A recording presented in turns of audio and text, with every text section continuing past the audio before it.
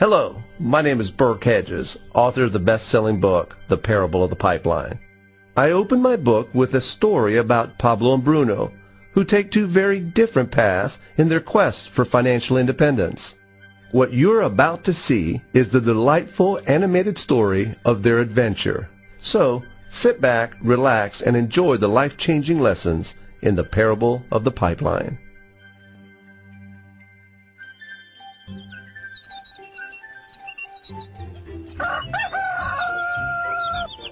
Far away, in a small village, near a beautiful valley, lived two friends, Pablo and Bruno. They were both young and dreamed of a better life for themselves. They'd often discuss their dreams about how they would become the most successful men in the village. They weren't afraid of hard work, and they searched for opportunities to help realize their goals and achieve their dreams. One day, an opportunity presented itself.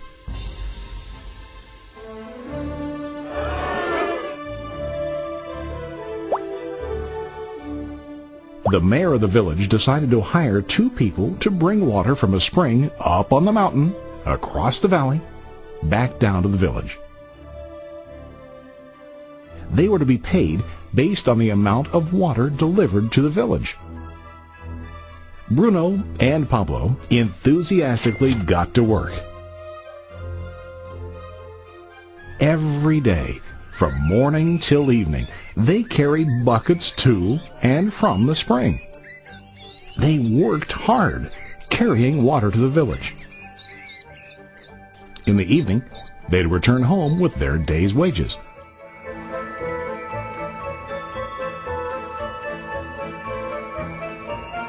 Bruno was satisfied with his work and the money he earned. He was sure that with this work he could achieve his dreams. Bruno thought that to increase his wages he could use bigger buckets to bring more water each trip.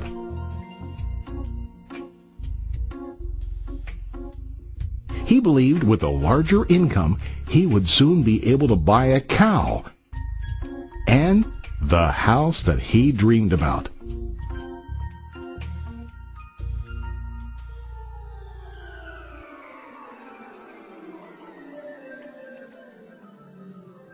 Now Pablo was not satisfied.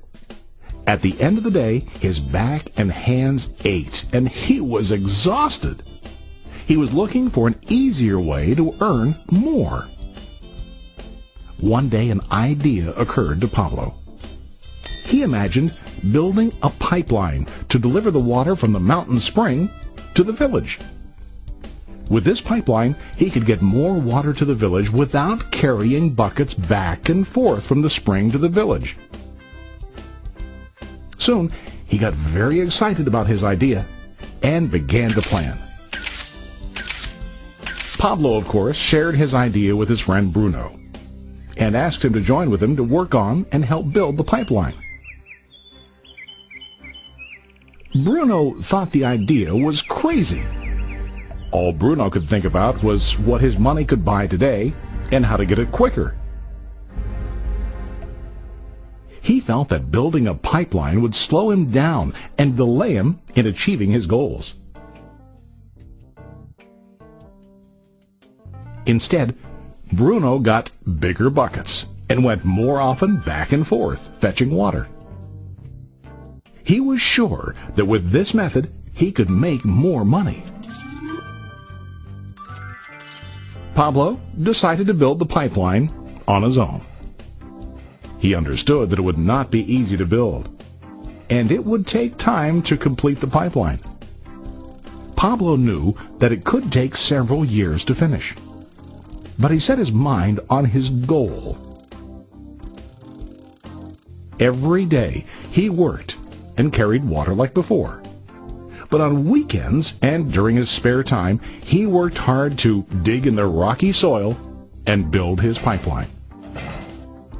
In the first month, there was little to show for his work.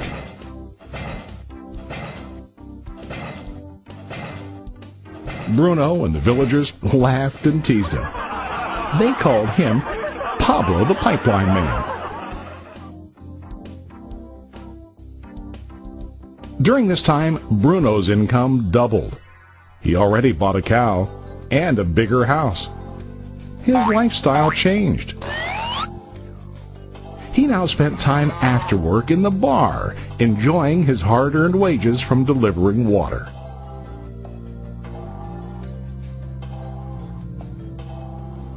What Bruno didn't realize was that his body was starting to stoop from carrying the heavy buckets every day.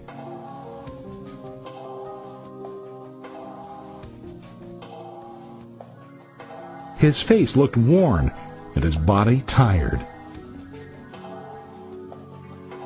Soon, he began to carry less and less water due to the wear and tear on his body.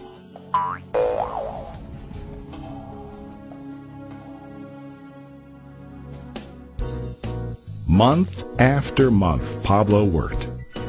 Soon a year passed, and then a second year. Finally, Pablo finished his pipeline. He now used his pipeline to deliver water to the village instead of carrying buckets.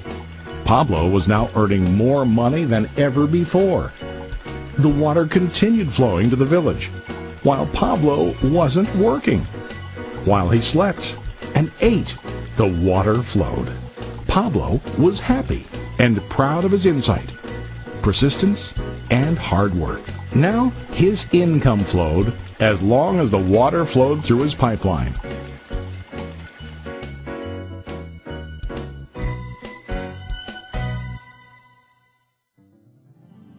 The story of Bruno and Pablo is a reflection of life.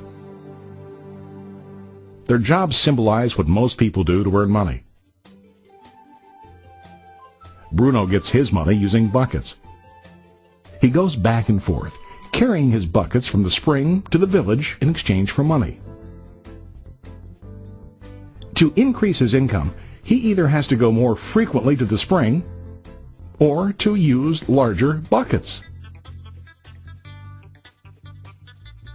It's common in real life to increase our income by working harder. For example, working overtime or getting a second job. We also increase the size of our buckets by accepting a higher paying position, which often includes spending more time on the job. Most of us exchange time for money like Bruno. We know that every person has only 24 hours in the day and that it's not possible to use all our time to work. The most difficult time comes when we can no longer exchange time for money due to age, health, or other reasons. Then, our income stops. Now let's review what Pablo did. Very wisely, Pablo did not exchange all of his time for a limited income, but he used some of his time to build a pipeline. He knew that the pipeline would bring ongoing income as long as the water flowed. An ongoing income that multiplied the time he worked each day.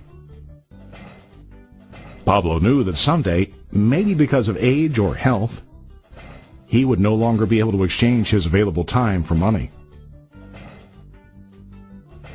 Pablo knew that if he could make his idea of a pipeline work, then he only has to do the hard work of building the pipeline. After the pipeline was completed, Pablo was able to monitor and maintain the flow of water to ensure that his income will continue. Pablo has shown us that to earn an income, we don't always have to directly exchange time for money. There really are better ways.